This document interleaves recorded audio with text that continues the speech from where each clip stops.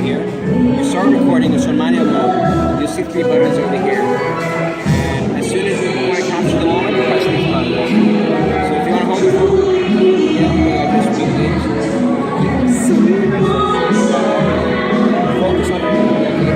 So you see that moment, so that's what it is. With just one tap. You can do it one more time. Alright, so you got it.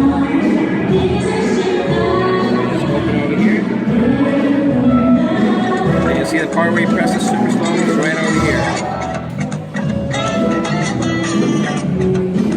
There you go. So it captures 0.2 seconds. It stretches into 6 seconds.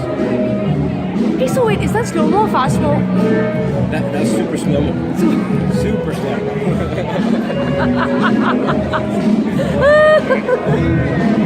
That's so cool.